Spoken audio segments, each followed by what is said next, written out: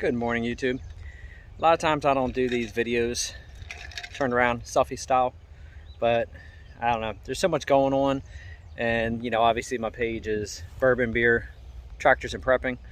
I love my bourbon, I love my beer, I love my tractors, but prepping is isn't just like a little hobby. Prepping isn't something that I do just for fun, for shits and giggles, just to say I do it. I've actually lived prepping. Pretty much all my life I've prepped. My wife, she's into the prepping with me. I do have my in-laws, you know, pretty much into prepping.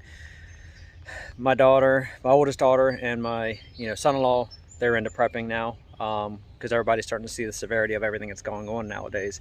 I'm not going to make this a whole doom and gloom kind of video. Everybody should be paying attention. Everybody should see what's going on, and it's scary actually. It's the inflation, all the different issues with the COVID, all the issues now with the monkeypox, the African pox, all this stuff coming down. It's all fear, people. They're trying to scare the shit out of everybody because they need to keep everybody underneath the government's thumb. Anybody can say what you want. You can put it any way you want. That's what it is. That's what it's about. If they control our food, if they can control our fear, they can control our medicine. They can basically monopolize our money to the point where they make it all digital currency and they take away our coins. They're controlling us. That's all there is to it. There's no other way to put it. Everybody who thinks the government's not going to do that, the government's there to protect us. A government is good to have. This government is not good to have.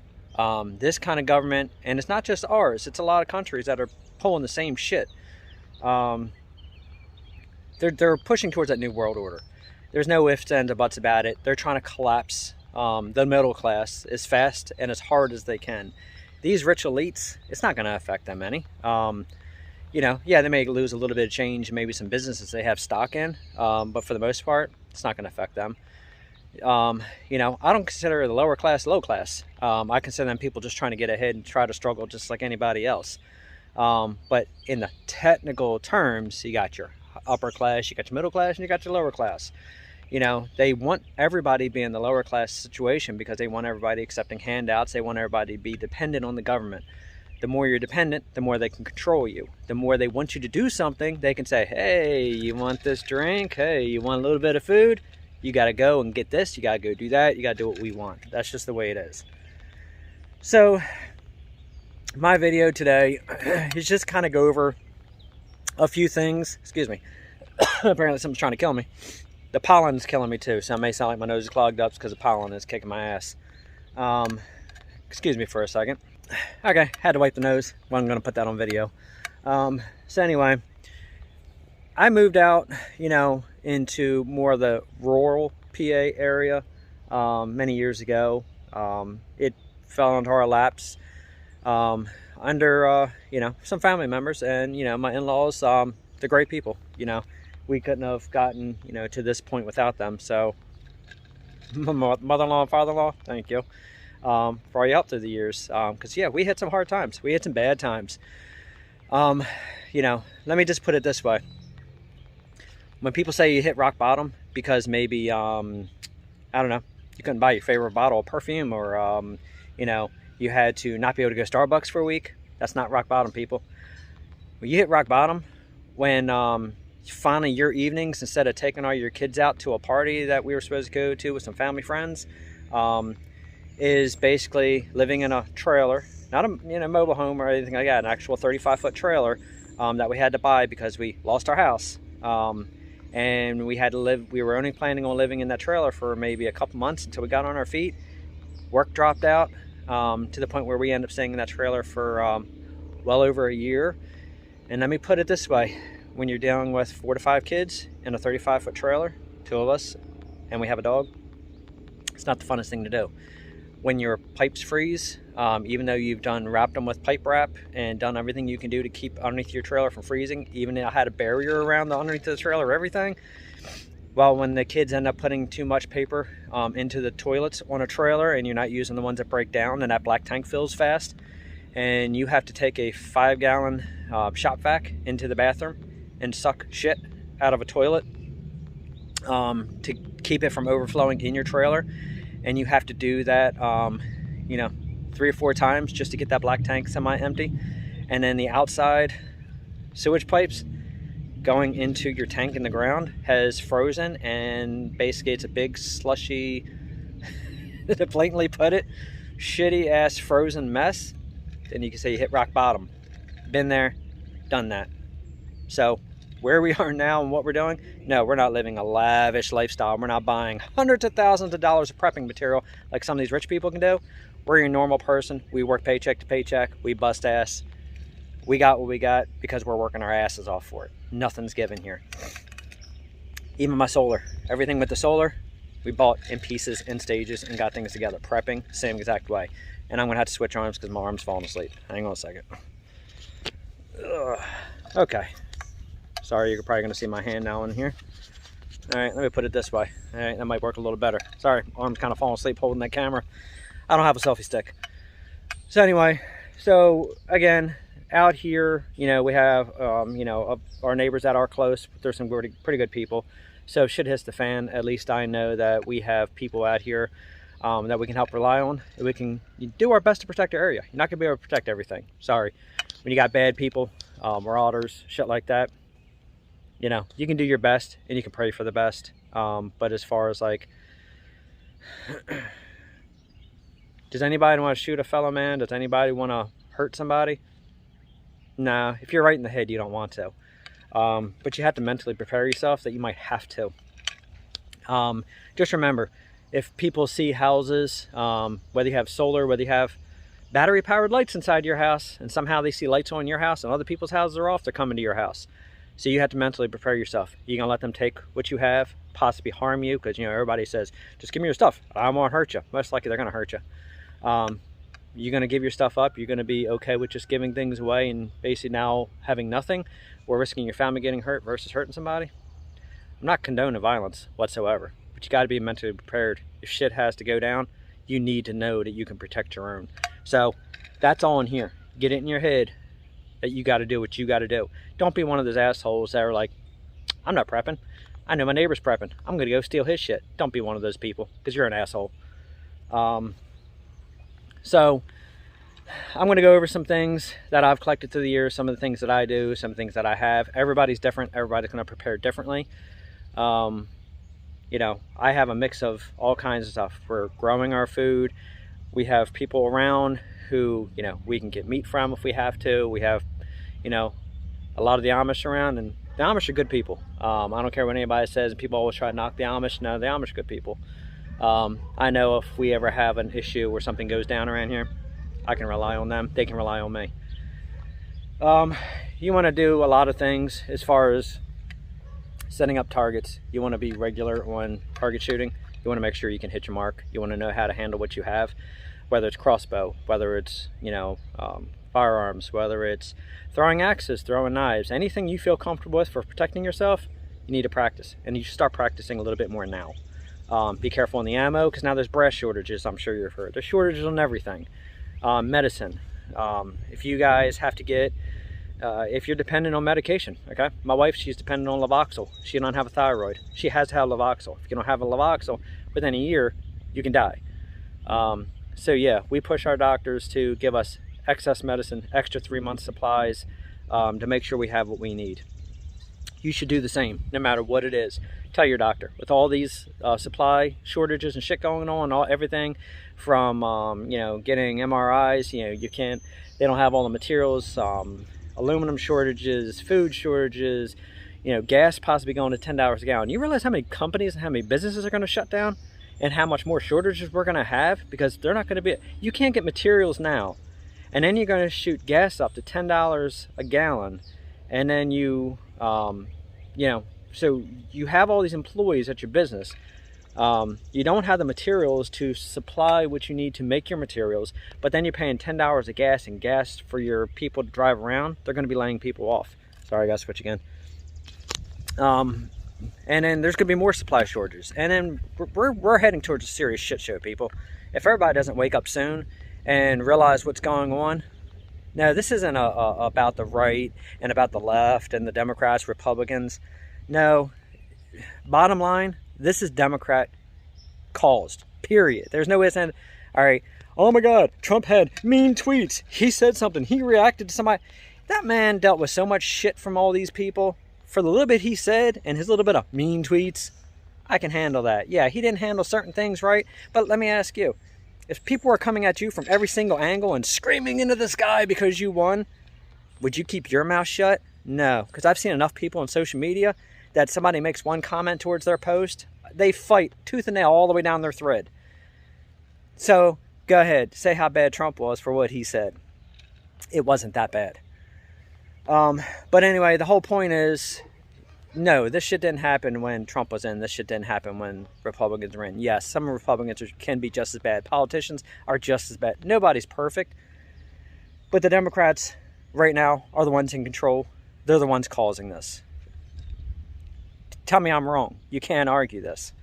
They're the ones creating this whole shortage. They're manifesting this shit to make it happen. They're trying to fast track this before the elections. Have you realized that the Johnny Depp, the Amber Heard, you hear all kinds of coverage about that shit, right? But you hear nothing about Epstein and all the sex trafficking and the pedophile island, and you don't hear nothing about that, right? But yeah, you hear everything about Johnny Depp and Amber Heard, like we give a rat's ass about their marriage. That should be all you need to know, as far as what they want you to know. They want you to, they're going to tell you who to like. They're going to tell you who to watch. They're going to tell you what to eat. They're going to tell you where to go. They're going to tell you what to believe. Stop believing it. Start thinking for yourself, people. You have to. Anyway, you all should know what's going on. If you don't, follow the news. Select news, because, again, they're going to tell you what they want you to hear. You got to put the pieces together yourself. You got to dig through all the noise, and you got to see what's going on. You got to talk to other people like me. Southern Prepper 1. I'll give a shout out to him. He gets good reports. He knows what he's talking about. He's not fear-mongering. I listen to him a lot, but I listen to a lot of people. But he tells it the way it is, which is nice. He's not telling you to go out and, oh my God, buy $10,000 worth of food right away. No, he's saying you should start preparing. You should have been preparing a while ago. It's the same as I'm telling you. You should have been. Anybody who tries to say, oh, preppers are crazy. Bullshit. Preppers are crazy. And then tell me why the government's been prepping for the last, 100 years plus.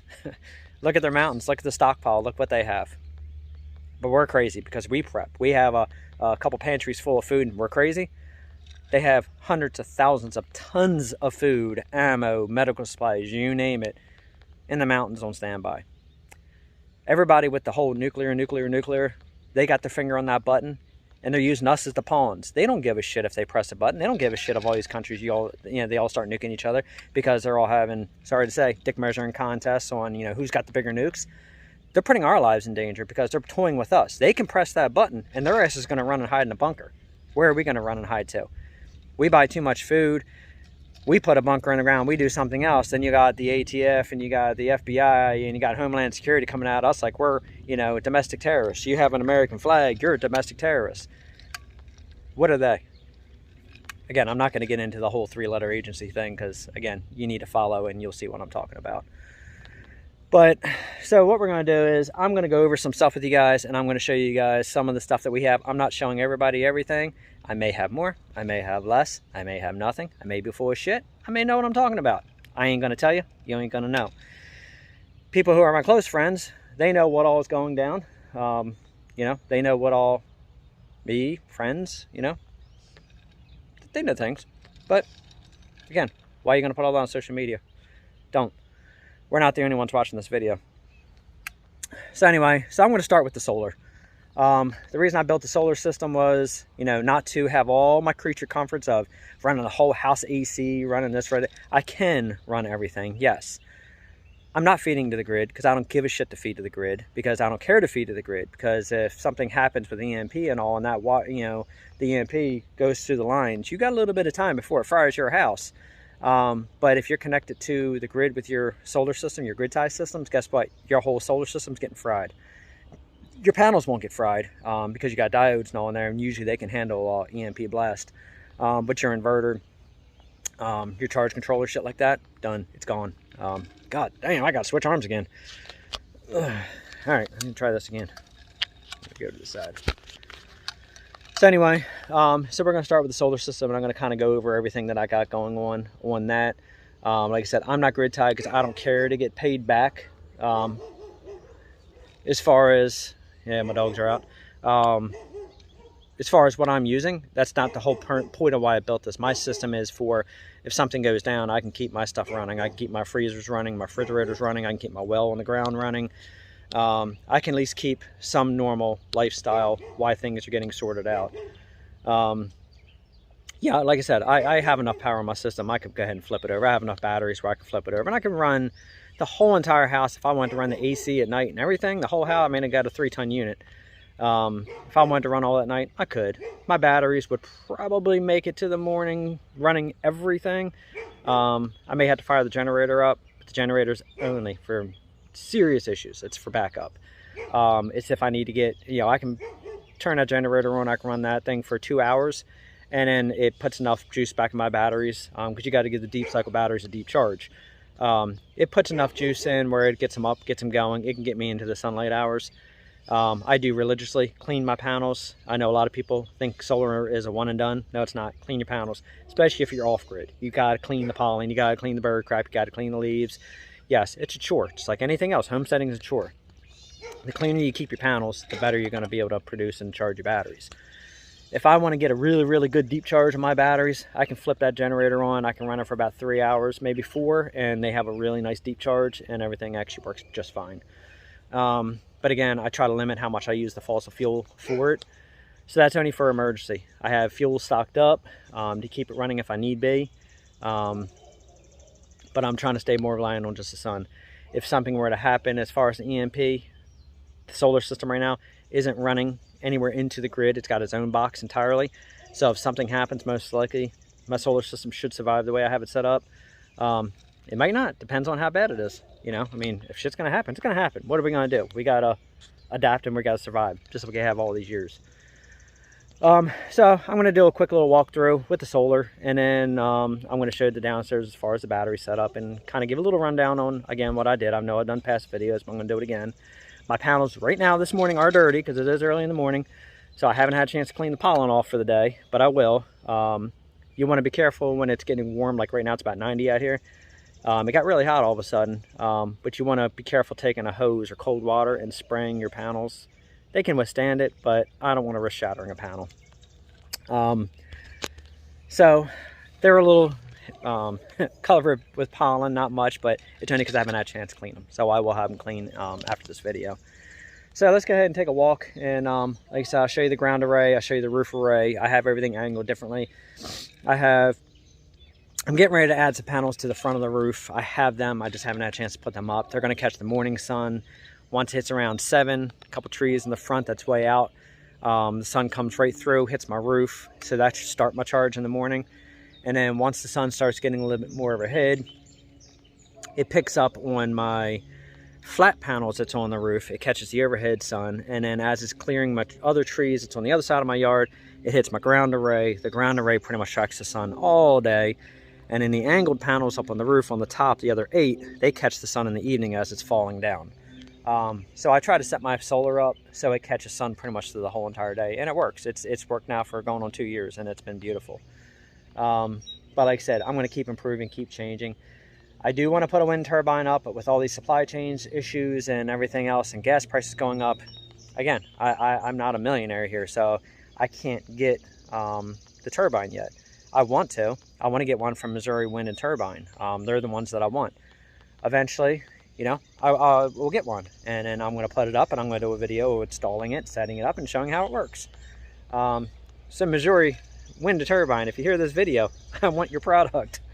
So anyway, so let's go ahead and walk over, and I'll show you the ground array, and then I'll shoot up to the roof array, and then we'll go inside, take a look at the how the inside system's set up. And then I'm going to switch over to, I was going to do a video outside, but I have so much stuff that I want to show from all the different foods. I'm going to go ahead and just set up in the kitchen, and then show you guys a few of the things. And we're going to crack open an MRE for the people who have never done it, and show you how MREs and all are cooked up out of the pack, and go from there. So, but obviously, if you guys have any questions, or you got any ideas, tips, whatever, anything you want to talk about, throw it in the comment section. As I always say, we have enough troubles in the world. We have enough people we're fighting with, dealing with. We don't need to fight amongst themselves, and I'm not going to be fighting with people on my channel. So if you start leaving shitty comments, I'm banning you and deleting it. I don't really give a shit. I'm not listening to you. I'm not in it for this. If you have an opinion, awesome. But give an opinion without being an asshole. It's not too hard to do, because it seems like a lot of people go out of their way to be one. I'm doing this to help people who haven't done this before. All you seasoned prepper vets and all, hey, you know what? You may have ideas again that I don't have. Awesome. I'd love to learn from you. Tell me. Tell everybody else. But do it in a normal way. Talk like this, you know, normal people back and forth. It's not hard to do. Because in the end, we're all going to need each other. Trust me, it's coming. I would say, if not by the end of this year, before the elections, shit's going to go south very fast, very hard. Nothing like any of us have ever dealt with before. So, anyway, for the 5th time, let's walk on over and check it out. Like I said, it's nice out here. I like it. You know, I try to stay away from the big cities. Unfortunately, my job, I have to go towards some of the bigger cities, but I carry my bug home bag with me all the time. It's a 3-day bag. It has everything that I need to get my ass home. You know, hopefully I don't have to go any further than 3 days, but if I do, I'll make it one way or another. So, all right, well, here's my ground array. Hang on a second. Here, I got a wasp stalking me. Hang on. All right, he's gone. I'm not sure why he'll stalk me. I like how they always say, if you leave them alone, they'll leave you alone. Bullshit. Wasp, they come after you regardless. But this is what I'm talking about. So you can see the little bit of, yeah, I had a bird drop right there.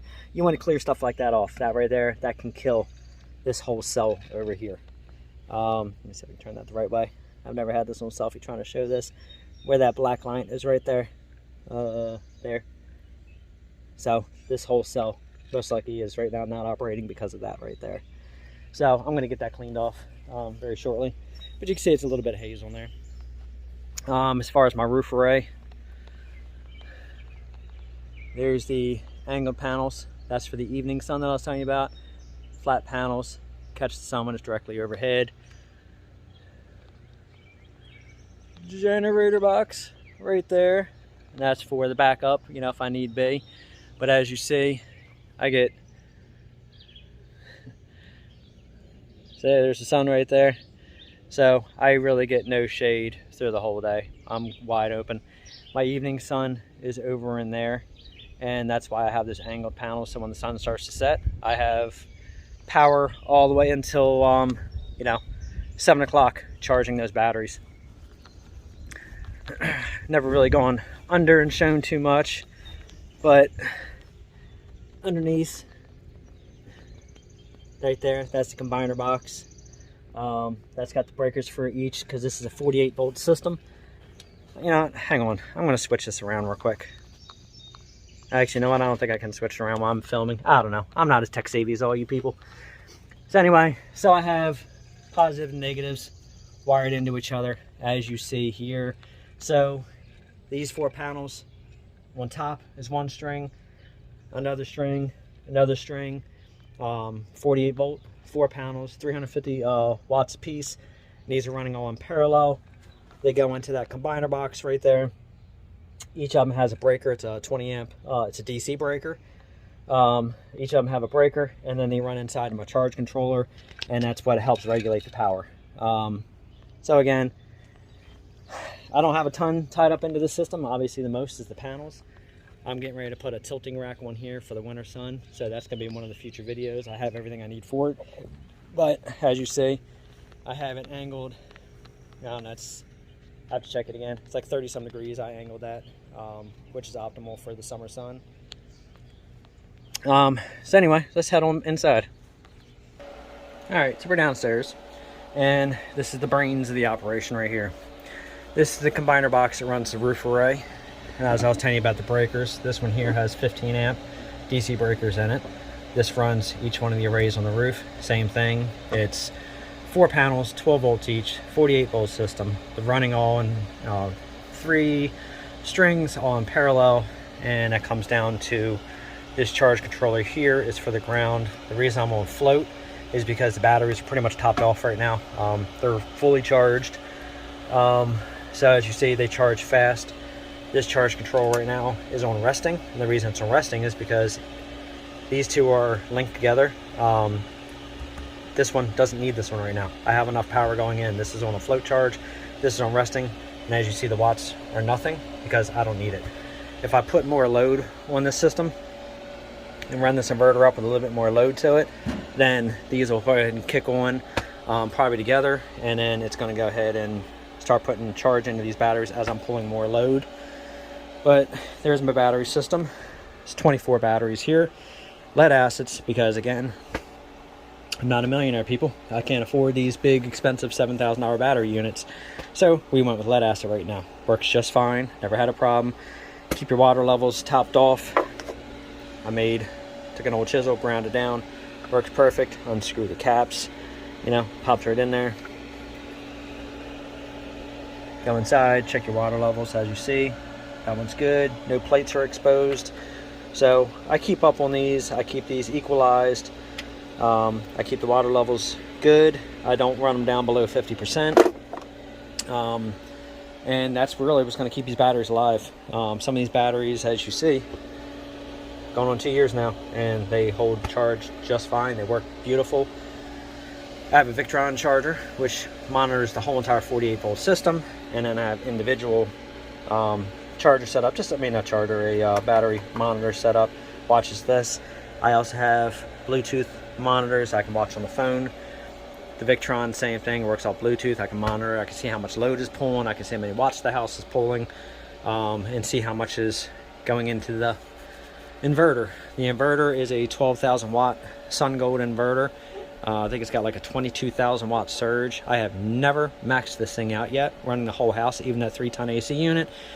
The boiler for the hot water, shop AC, shop lights, air compressor, you name it, I've run it. And obviously you're never going to run everything all at one time. Obviously if you throw the whole entire house, everything on at one shot, you're going to overload this thing.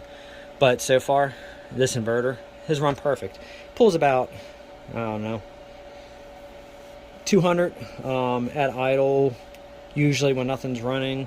So I mean, it pulls a little bit of power. It's like about 180 watts, 200 watts somewhere it pulls at idle, but that's not too bad. I mean, it's a pure sine inverter. I have no complaints out of it. Down here I do have 4 200 amp hour AGM batteries. You can mix AGM and lead acids together, that's fine, because as far as the charge cycles, they're about the same. So these right here, these are 105 amp hours each. Again, 48 volt system. So I have all the batteries run in parallel, in series.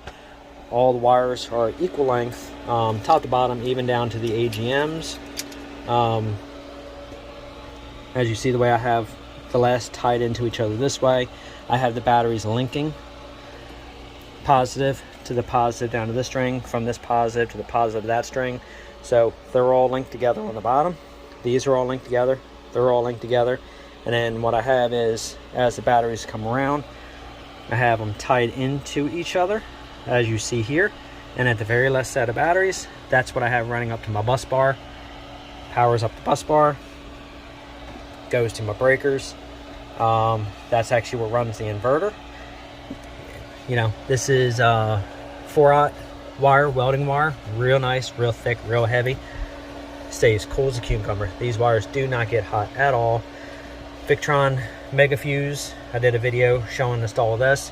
If I have to do a rapid shutdown on the system, boom, boom, boom, boom, boom, system shut down instantly, everything's turned off. Equal length wires, that's very important. Try to keep everything as equal as you can, as far as, you know, where you're connecting together and they're parallel in series. These are all the same size all the way down, and then as far as the length of the wires going from battery banks, you have to make longer, but try to keep everything as equal as possible. I have everything from this. I have a whole box of rechargeable batteries. I keep these running. I run everything on a timer, so it's all run in intervals, so that way the charger isn't running at all times. It cycles, and pretty much everything that I have all through the house, I have a bunch of these motion lights right here. They all run off rechargeable batteries. So again, if shit were to go south, I don't have to run all the house lights. I can run everything off rechargeables. You got to have a mindset of, if something goes out, what you need to run. I also have some bulbs. Let me go grab one. Hang on. All right, so I also have these bulbs here. These bulbs are, so these actually have little chips inside of them, a little itty bitty battery inside of them. These bulbs can run themselves for up to like 4 hours when the power goes out. Let me see if I can get that to focus in. Got these off Amazon. These are Naporal. Cool thing about these batteries is, watch. See how it lights?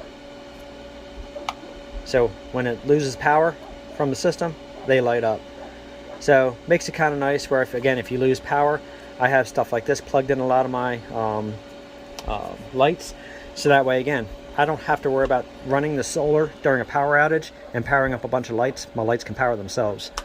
So between these, between rechargeables, I'm putting very minimal drain on the inverter. I'm putting very minimal on these batteries, so that way the heavy stuff I do have to run, like my big freezer and everything, I know the batteries can handle that. The lights and all can handle themselves. It's a big thing. People don't realize you have a 60-watt light bulb in, and you run that 60-watt light bulb, you know, for X amount of hours. I don't know, 60-watt light bulb can drain one battery within, I don't know, an hour. So it's just important you got to watch your bulbs. Everything that I have through this whole house is LEDs. Most of my bulbs are 7 watts, and they're like 60-watt equivalent, but they're running 7 watts. Again, I'm not a big mathematician. I'm not going to sit here and throw all the numbers out. You guys can figure the numbers out for yourself. I'm just kind of giving you a tidbit of information of go with stuff like this. Reduce what you're pulling on your batteries. Your batteries will get you a lot further with your fridge, your freezers, and everything else. Like I said, we run a well pump and everything. I don't want my water to stop, but I do have gallons upon gallons, 5-gallon jugs filled with water. I keep a little bit of bleach in that water, which obviously helps it set.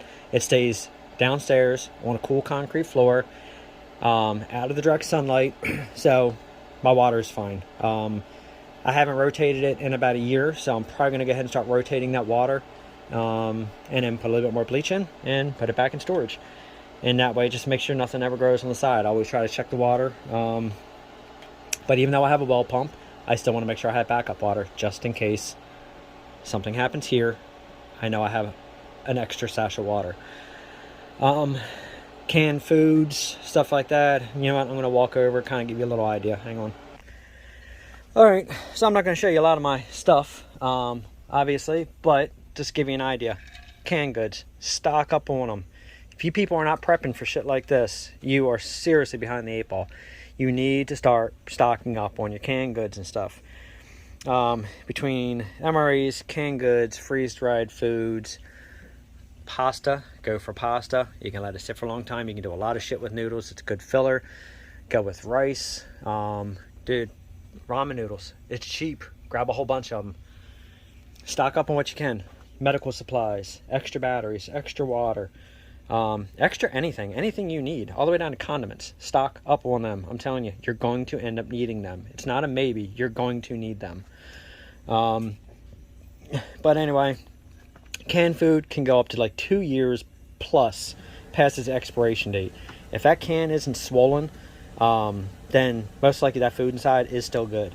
But you got to use common sense. Don't just assume it's good. You know, if you feel that you're past the expiration date and you're a little leery about opening it, okay, well, open it and check it.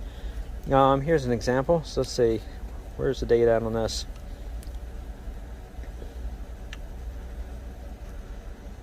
Best if used by all right, I'm a little past on the date on this one. That's why I rotate it to the front, but this says best if used by, it looks like 9/6/2018, but you see the can is not swollen at all. And believe it or not, I actually had a can of this a couple days ago. It's still fine. If you open it up and you see mold or you see something on the top, you don't eat it. But usually the canned goods rule of thumb is if a can isn't swollen, usually it's okay. Don't go by the sell dates. That's just so the manufacturers can consistently make their money, because they don't want you buying this shit and stocking it up for years, because then it pulls from their pockets if you buying it every week.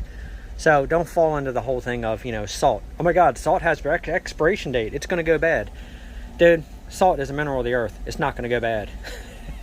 Look, yeah, if you believe salt has an expiration date, you don't belong prepping. Sorry. All right, well, that's about it as far as this. This is all common sense shit. Buy your food, rotate it, and and just monitor as far as your cans and stuff. If it seems like it's bad, it's bad. You know, you can take a lot of your noodles and stuff like this. You can wrap this stuff up in, you know, airtight, you know, bags, things like that. You can seal them up. It's always going to help. Everything's going to help, every little bit. But do what you can do with your budget and what you're comfortable with. So, yeah, we have everything: cleaning supplies, toilet paper, batteries, flashlights, chem lights, you name it, stock up on it. Everything you can. Just don't make yourself go broke doing it, because then you're going to put yourself in a serious issue if you have no money, but you have all your supplies, now you have no place to live. I do also have something else here. Let me walk over. All right, I stocked up on a bunch of cots. So it's a good idea if you have a lot of family members. If shit hits the fan, and you know most likely your place is a place everybody's probably going to come to, you can get a lot of these military cots off of eBay, auctions, yard sales. A lot of times people get rid of them pretty cheap. I got a lot of these for like 10-15 bucks. I bought 2 of them here. These were from Cabela's. These were on sale. I think I paid like 50 bucks a piece for them. They're like $100-some bids. But this is just a very easy prep that you can do, just to make sure if everybody has a kind of continuity at your house, at least that way you know everybody has a bed to sleep on. It's just one of those things. If you have family members and you're looking out for them as well as yourself, it's a good thing to do. It's it doesn't take that much. You have old pillows that you decided that you don't like in your bed anymore, why get rid of them? Keep them. Those pillows work perfect for your cots. Again, that way if your family members are coming to your house, all you have to do is make sure that they bring food, and if they have any weapons whatsoever, that's always good, but food, that's the biggest thing. You gotta show up with stuff to be prepared with to help. You got to make sure you're essential personnel and you're not basically a burden on everybody, where you're eating their food, you're sleeping, you're using their utilities, you got to bring something to the table. Some people absolutely cannot, and they are going to be dependent on other people, so you got to plan accordingly to those kind of people. Know who they are in your family, but try to, if you have the means to do it, try to prepare as best you can for your family members. So we're gonna get and we're gonna move upstairs now to the food. Here's a little example of the lights I was telling you about. So as you see, as I'm walking up the steps, these are battery lights. These all go off with motion. I don't even have to turn on the light switch. Obviously, there's my lights if I turn them on. Don't need them. I have those. But I also have those bulbs up in here that I was telling you about. Power goes off. These bulbs work with the power off. And there's all my killer dogs. So the motion goes off, and then the motion goes back on when it picks me up. Very cheap, off Amazon. You can get a pack of 4, I think, for like 25 bucks. Definitely worth having. All right, so we're back set up, and then I'm gonna go over a whole bunch of things with you. So we're gonna start with weapons, as far as crossbow, firearms, obviously, but we're not putting firearms on here today, because YouTube has an issue with the firearm stuff, so you can do that stuff on your own. We're going to go with the bug home bags, other people consider bug out bags, and we're going to go over some freeze-dried food and different ways of cooking. So let me go ahead and get this thing set up in the stand, and then we'll start going over probably the foods first. Okay. I did a video already on the Peak 2 fuel. Actually, this is really good stuff.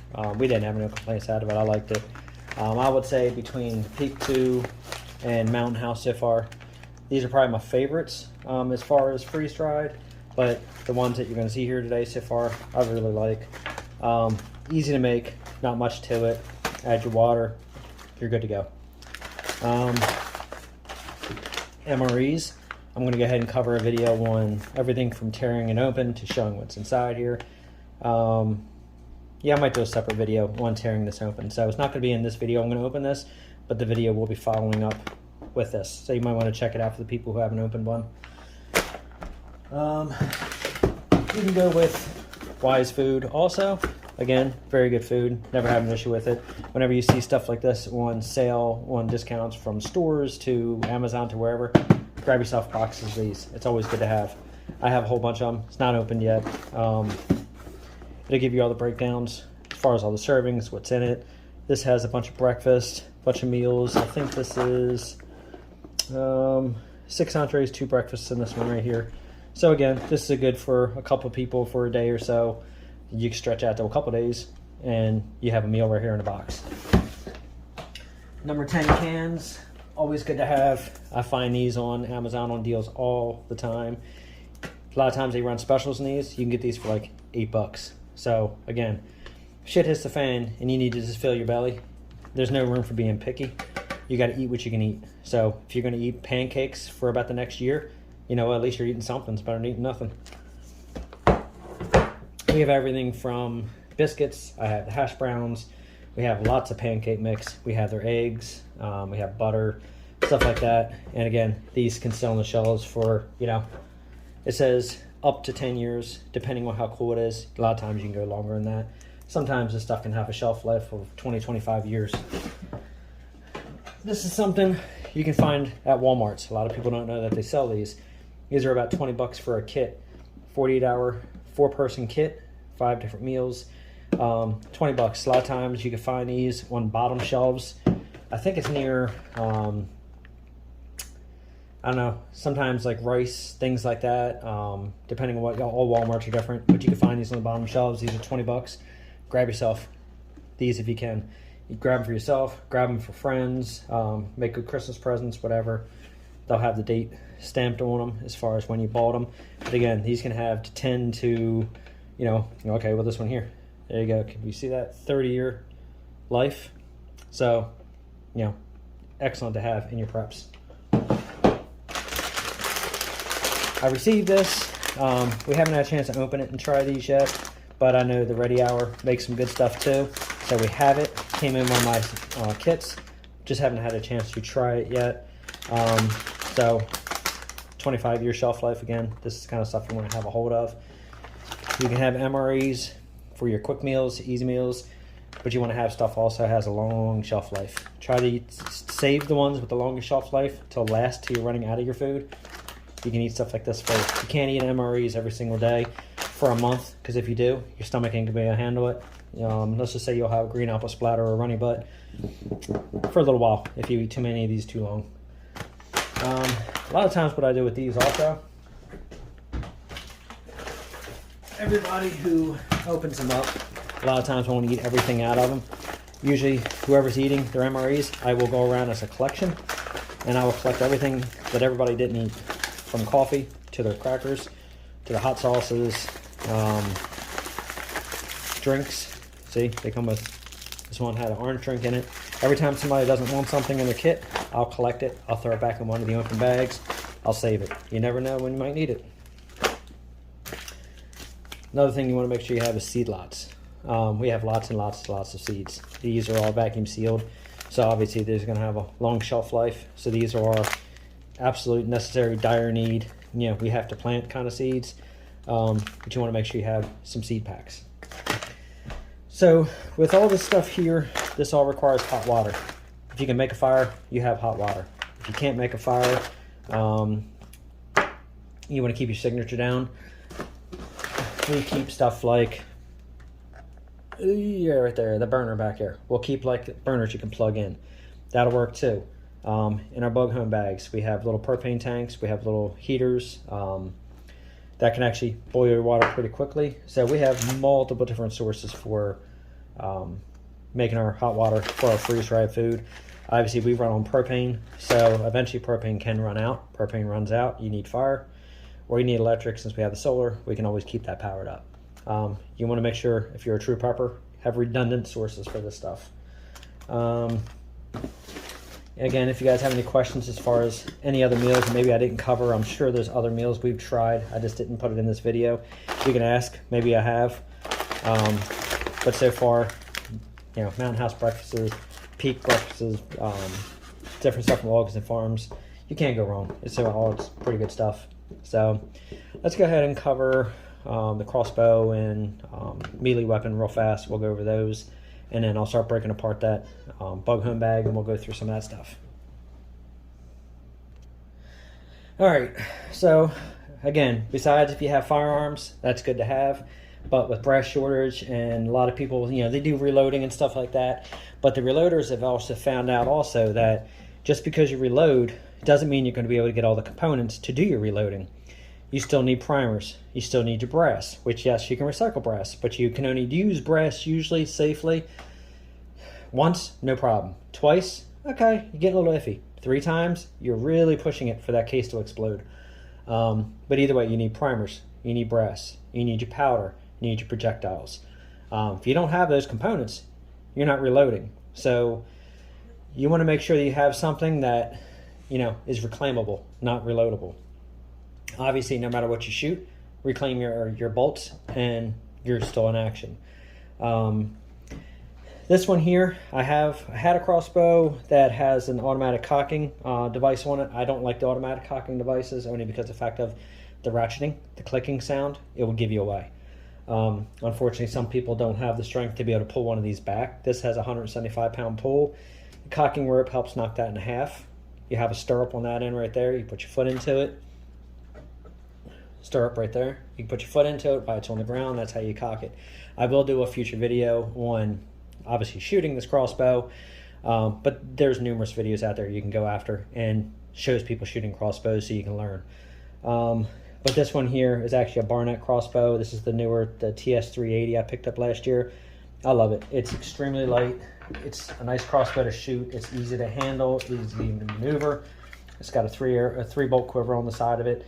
It's magnetic. This pops right off if you wanted to. You can push this, release it, turn that, take it right off. It's extremely important shooting a crossbow. Keep your finger below, the technical term, I can't remember what it was called now. Flight track, which is up here. You want to keep your finger below here because I'm telling you, if you have your thumb up here and it catches that string, it hurts. You won't feel your thumb for about 2 days. So again, you want to have something as far as a crossbow besides a firearm. Have yourself a compound bow, recurve bow, whatever. Anything you want that you can reclaim your bolts or arrows with is a good thing to have. Besides crossbows, on my bags, I carry machetes. I'm not sure why that's in there backwards. I carry machetes. I carry small knives. I carry pocket knives. I carry multi-tools for EDC. I carry lots of different things. Never be relying on one particular weapon, one particular knife, one particular anything. You want to have backups of everything. And again, if you're a true prepper, you will have multiples. It's always good to make sure you have yourself a sling, because after a while, you don't want to have to carry this thing all the time with you, especially when you're carrying a bug out bag. I don't use a lit up reticle only because of the fact of, again, if something were to happen to EMP, you know, I don't want the battery to fry and then I can't use it. So I stick with the standard scope. This is a 4x32, works really good on this. Again, the cocking rope, put it down on the ground, grab your stirrups, grab your handles, give it a pull up until it locks in here. It trips the safety. You're ready to fire. I carry field points in here, as you see. Now these field tips are the same weight as my broadheads that I carry on here. So if you're out hunting, you want to bring down, you know, a deer or something, you want to make sure you use something like a broadhead. Don't use your field point. But I keep the weights the same here, so that way where I have this thing dialed in at, it's going to hit the same target with both. All right. There's so much more you can cover on weapons. These are just my weapons of choice. Again, everybody has their own preference. But let's go ahead and start breaking this bag apart, and I'll kind of give you an idea of what you guys should be preparing for. All right, so I have multiple different packs. This one here is a Hazard 4. It's not a bad backpack. Let's just say it holds a lot of weight.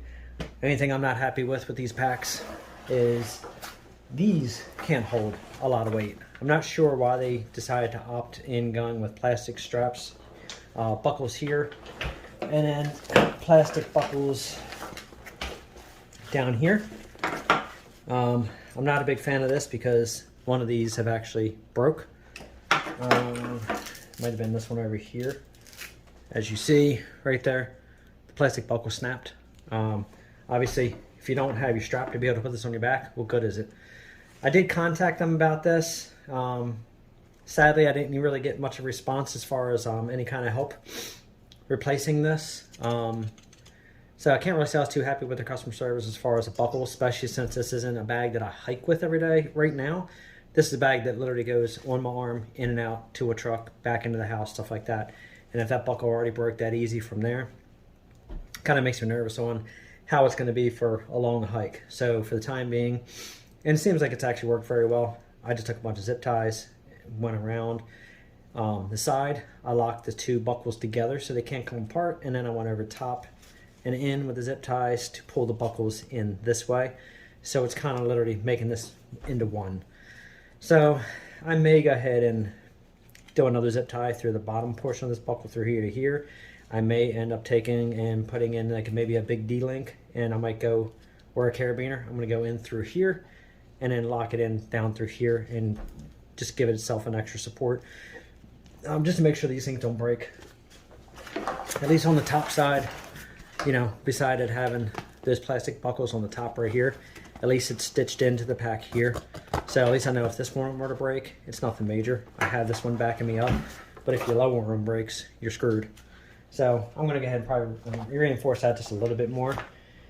If it wasn't for that, I like the packs, they're nice. Honestly, I think they might be a little overpriced, personally, for something being able to break that easy. But it is what it is. I have a lot in this bag. I have a lot to go through. I have a lot of their little attachments on the side. I carry zip ties for everything. You never know. Again, something were to break, you need to get home. Besides having a few here, I have them inside the pack as well. I have the radios in here. These are the Baofangs. A lot of people don't like them. Yes, Chinese radios, but honestly, who cares? If they work, they work. I got the extra antenna for it. This is the NA771. Everybody recommends for the Baofangs. I carry this. I have the extender to the ground, give you a little bit more range. There's lots of videos of people doing this, so if you want to learn how to do it, you can watch those. If you want me to post a video, I can do the same. So I do keep frequency mode. The radios on, keep them with me. You can go through weather stations, you can track things. If you can find yourself some repeaters, if you got the stations, you can actually talk to people local. These actually can go pretty far. Again, you need a ham operator's license and all to be able to operate these, but if shit hits the fan situation, use it. You have you're not going to be worrying about the FAA coming at you. I carry extra means for charging, different things. I do carry a little solar charge pack. I'm going to actually have to get that out to show you. These all have rechargeable AAAs in here. I have different ways of charging everything. Sometimes I carry my little handheld CB with me too. Not all the time, but sometimes I do. Let me go ahead and let me get out that little solar pack. Alright, so I keep this up in here. And as you see, I keep it fully charged. This charges off the sunlight, it works. Obviously, it's a slow charge, so it's not like it's going to be super, super fast when you're charging. But these little things actually work very well. I mean, they have, if I can remember how to turn it on. Some of them, yeah. They push and hold, and then you can dim it down, make it blink, SOS, faster strobe. And I think that one was off. So it's kind of nice with the LEDs. All of them have something very similar. If you want to charge your phone on them, you can lay your phone on here. It actually does wireless charging, as you see. That works nice. It has multiple different ports for charging. As you see, it's got the old style, it's got the C style, it's got USB ports, and I mean, we've charged a couple phones off of these, and they work well. So don't expect a whole, ton of charge and a fast charge off this little teeny tiny solar panel, but it does work. But I usually keep these plugged in, charged to the wall. This is actually for charging it. If I found a way to charge it somewhere, I could, but good thing to carry in your pack. And I carry that in the front, right here. I want to put this back in too. I carry a bunch of these extra straps, which is kind of nice too, because you can actually put these right on through like that. Put stuff in there, go around, clip it in place, hold this thing in place. I carry a bunch of little keepers. Again, if I have extra stuff I want to carry, put those on, clip them on. I carry excess of every kind of clip I can. Canteen, always good to have. You want to have redundant sources of water. So I carry the canteen on this side, and I also have bottles of water in here that I use for the freeze-dried foods. I carry pen lights. You never know when you need a small light. As I said, multiple weapons. This is a Gerber. I actually like the Gerber knives. They're very nice. They have the full tang, so you don't have to worry with these things snapping off the hilt right here.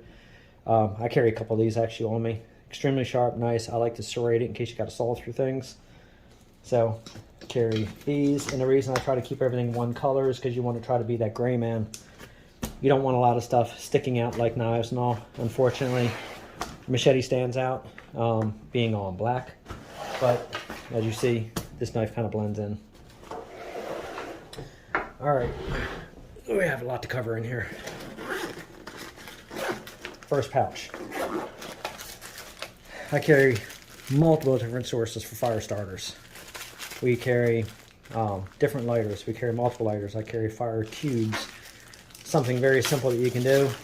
Take your old pill bottles, take Vaseline, soak them in cotton balls, stuff them inside your old pill bottles, seal it, keeps it watertight. If you ever had to start a fire in the water, you can.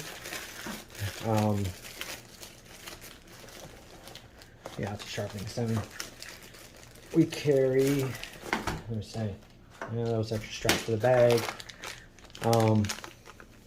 Activates without water, clean your teeth. So again, if you got to brush your teeth, do stuff, it's always good to have something for hygiene while you're out in the field.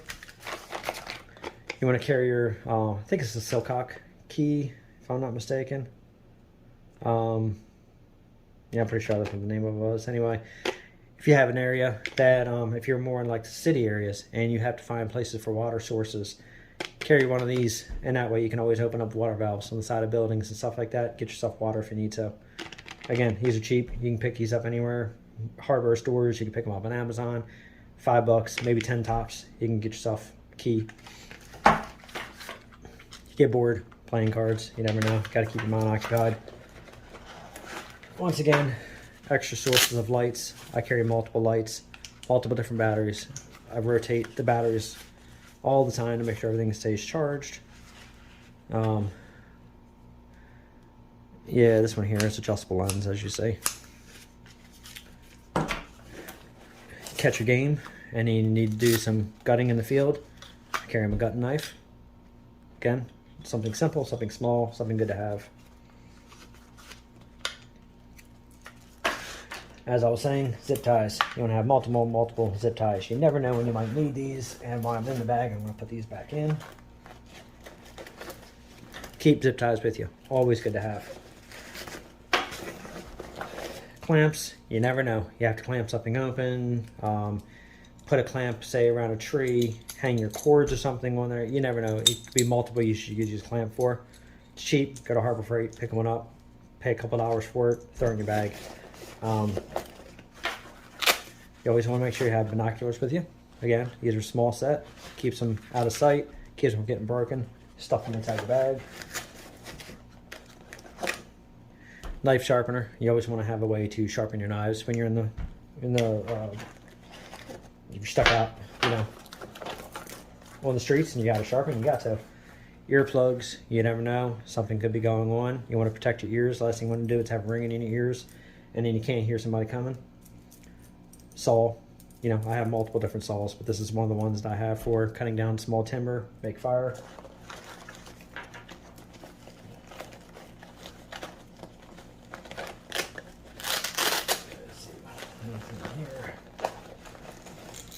Emergency whistle, always good to have. Very loud, orange, it's hard to lose it. It's got fireproof matches on the inside. There's your flint. Again, a little everything.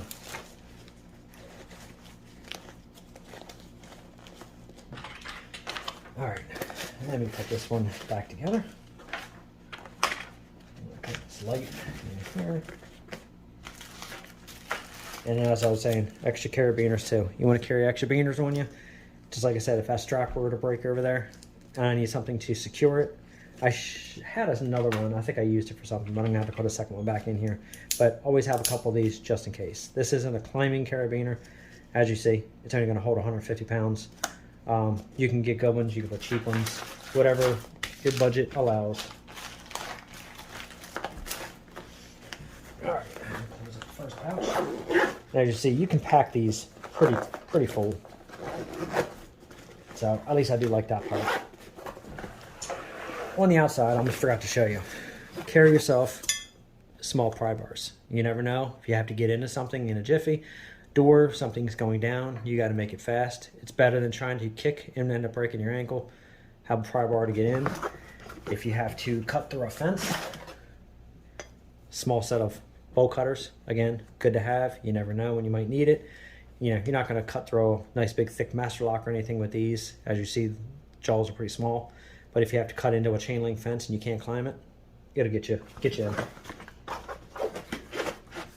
You want to make sure you keep a lot of this stuff here back, because last thing you want to do is have it catch your arm and gash you open while you're walking. So keep everything back, keep it nice and tight. In here, that's where I keep the battery pack.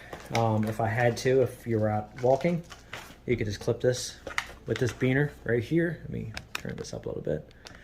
If you're out walking, you can actually just take this, you could clip it onto there, and as you're walking, you're collecting sunlight, so it's charging as you're walking all day, and then you're good for the nighttime.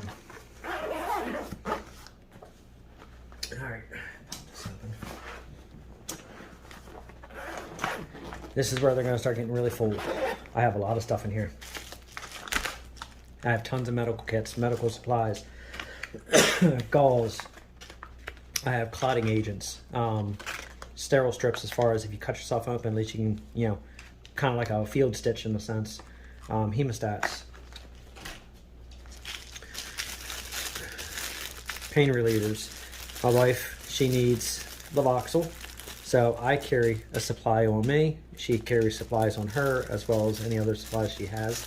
So we make sure, again, if you need medication, make sure you have plenty in your bag, your spouse's bag, anywhere you can, to make sure they do not run out of the medical supplies. Again, another medical kit. You never know when something's going to happen. I pack this with extra stuff, from hand warmers to Kevlar, Mylar blankets, chapstick, protect your lips. Again, something very simple. Bandages. In case you have a broken finger, you can put your stents on. You can do wrapping with gauze. Little everything. Medical is very important. You never know. If you decide you got to go potty in the woods, at least you can have yourself a couple small packs of tissues. Doesn't take up as much room as toilet paper. At least it's something. Again, hygiene. Because the last thing you want to do is walk around with, I guess you nicely put it, like swamp ass, and give yourself an infection. We carry bivvies, so if it gets too cold, basically acts as a sleeping bag. You can wrap yourself up in this, keep your body heat through the nighttime if the temperature drops, keep yourself warm. See how small it is? Doesn't take up a lot of room, a lot smaller than a sleeping bag. We carry a card with our blood types on there. We know what our blood type is, what compatible blood types. As you might have noticed on the front of my bag, shows what I am, B negative. And this one here will show you, as far as B negative, it'll show you what it's compatible with. So we know, everybody in our family, what our blood types are, and we have a card to show what it's compatible with. Extra knives. Again, like I said, we carry flares. You never know when you might need some handheld flares. You got to build yourself a debris hut, and for some reason you have nowhere, and you don't want to waste a lot of string tying knots. Well, you can put, again, a couple more zip ties on things. Make your loops, hook your paracord to there, and boom, make yourself a debris shelter very quickly. Carry lots of 550 cord. If you lose battery power, carry yourself some snap lights. These are the good ones. These are chem lights. You want to make sure you always have a set of these on you as well. An emergency tent if you had to. All right, I don't like to use these because they are a little bit more reflective. You can get these in different colors. This one right here was pretty damn cheap, which is why I got it. But it'll also help keep you warm inside. This is a two-person. It's cheap, it's small, it's flat. Fits in your bag. All right, kind of amazing how much I can fit inside that one pouch. Now I gotta put it all back. Always gotta remember, just because you feel like you may not need this stuff, somebody you're with might need it. Somebody might be injured in the field. They could be somebody, could be an ally to work with you. If you can't patch them up, then you know they're no good to you. So you got to be able to patch yourself up and others up. It's down there. Close it on the side. A lot of times I'll lay this down to repack this and makes it much easier. All right. Put in the other medical kit. I'm going to shut this down. Medication. Alright, hang tight. I gotta reposition this bag. Okay. I just had to reposition to get this all back in. And there you go. Alright. Yeah, well, knot's coming loose. Let me retie this real quick.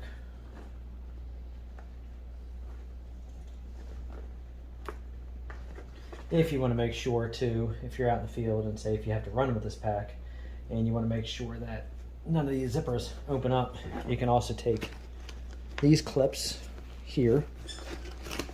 All right, let me make sure I have this positioned to the top. Yes, you can see it. You can also take your zippers, take these clips, run through there, lock those down. Now you don't have to worry about your zipper opening up and your stuff dumping out. Now it locks everything together. Zip ties work as well, but that's why I carry stuff like this, because you never know when you might need it. All right, let's get into the business end of this thing. This is gonna be a lot in here, so you're gonna see a lot compiling out of here. You see how much I keep it tied here? Water for food. You can also use this for starting a fire. Take this label off. You can take this out in the sun. You can actually hold this down to where you want, let the sun reflect through, just a magnifying glass. You can actually go ahead and start a fire with a water bottle. So it's always good to keep these with you as well. Just in case for winter time, I carry an extra set of gloves with me. Let me see what I shoved in here. Crackers, again, you never know. Quick little meal while you're walking. I carry a big rain poncho with me. You can use this to cover yourself up. Covers your pack as well. Keeps everything dry. If you had to, you could turn this into a basically like a little shelter as well. You can use that paracord, string this up, and you can lay underneath this. Keeps dry. I carry lots of different booze. I carry freeze dry because of the fact of it packs flat. Pack these together, it hardly takes up any space whatsoever. So I carry some breakfast. I'm more partial to eggs and bacon and all that, so I carry a lot of eggs and bacon with me. But you see I carry Mountain House. I love their stuff. I carry MREs in case you want a bigger, heavier meal. I got plenty of these. I can usually go one day on a meal, so I know this right here. This would last me every bit of 3 days. A lot of hiking, maybe 4. I could actually go quite a while with this. Another bottle of water, because you're going to need the water for your food. This is what I was saying right here, is a lot of times after eating MREs, I will collect other people's stuff. See, you got chocolate chip toaster pastries, raisins, chocolate milk, cocoa powder. You can mix up with the water. There's your gum, there's little moistettes, different things. Again, don't throw away anything out of your MREs. Keep everything. Put it in a separate bag, put it aside. You never know when you might need it. If I find canned goods, good old-fashioned, old-school military-style can openers, it's definitely vital to have. You want to make sure you have stuff like this, because you definitely don't want to have to not be able to eat if you're out in the field. Alright, here's a little setup I was telling you about for the propane tanks. Again, multiple different ways. There's your burner. You can open this up like that. You can take your mess kit once it's all opened. That can sit on there. If it feels like it's unstable, you can flip the feet out. This has been used quite a bit. Okay, flip all your feet out like that. Gives you more of a surface. Hold your mess kit. Very simple to use these. The little propane tanks. Only use these if you don't want to make a big fire and you don't want to see people to see your smoke. You can do this just long enough to boil water and then shut it down. And then this will last you for quite a while. I carried a little bit bigger tanks. So hook that up, open up your gas, pressure igniter. Done deal. Instant flame. Put your water on there, boil it up. When you're done, close it. Give it a few to cool down. Fold all these back down. Alright, didn't get hot enough yet. Yeah, I'm gonna have to work this a little bit. This one here is starting to lock up a little bit on me. Like that. Fold those back up, and then you can unscrew it. That's it. Done. Just check it. Make sure it's not hot. You don't want to put it back in your plastic container and end up melting your container. This one actually feels good. Those only run for a short period. These are cheap. You can pick these up again. Amazon, Alibaba, eBay, whatever. Cheap little burner to get. Put it inside your little container. Keep it protected. Good to go. And I always keep a cap on my propane.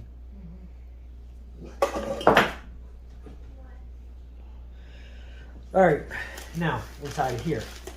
Again, if you need to drink water and you don't want to use your bottles, don't want to use a canteen, find a nice water source. Carry yourself life straw, water purification straw. Find ones that have decent ratings on them. These work good. I have a couple straws that I carry. This is just one of them.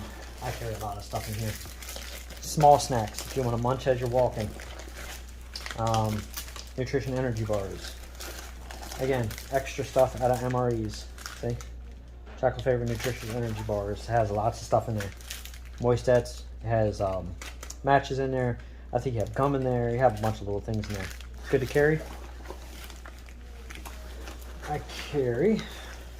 My bag's starting to fall over because it's getting a little light now. Of course, you want to keep your knife and fork set and everything to eat. Put these in here. I carry water purification tablets. As you see, it's 2-part. You never know. If you can't boil your water, you can always put a little bit of this in. This at least makes your water drinkable. It's basically, I guess you could say in a sense, it's kind of like adding bleach to your water, in a sense. But this is actually safe for you to have. This is actually water purification. It's neutralizing tablets. It has the instructions on there, how to use them. So if you ever want these, I'm sure you can find videos on how to actually use them. They're not hard to use. And let's see, I think that's about it. So I have more straws. I showed you all my food. So as you see, bug out bag. It's big, it's packed with a lot. Every bit of 4 days I can manage off this. I do also carry, wintertime, I have one of the big wool blankets that I actually roll up and I can put underneath the bag. Any vehicle I go in, if it's in wintertime, I take, you know, thermal socks. I'll take like a winter coverall, like hunting suit, stuff like that. So if you have to walk, you want to stay warm. Summertime, you want to stay lighter. I don't carry that stuff with me in the summertime. So that's about it for this video. I'm going to do a video on the MRE as far as cracking and opening and showing how to prepare it. So make sure you hit that notification bell and you're going to see that. Hopefully this helps somebody as far as at least semi get prepared for prepping for whatever is coming our way. It could be something as simple as you guys could be in a bad area for tornadoes, hurricanes, tsunamis, whatever, blizzards. Bags like this will help you survive. If you get stuck in a car, you get stuck somewhere, at least you know you have a chance. Because if you have nothing, most likely you're going to be screwed. So very simple, very cheap. Put this together slowly. You'll find yourself as far as what you want to add to it, what you want to delete, what you feel you may need. If it doesn't add that much weight to it, toss it in. You never know if you might need something.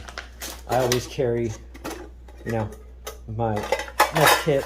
I carry stainless steel so I can put things over a fire. I don't like to carry the cheap aluminum that can melt. So as you see, you got your cup, you got everything you need inside here. These are, again, relatively inexpensive, good to have.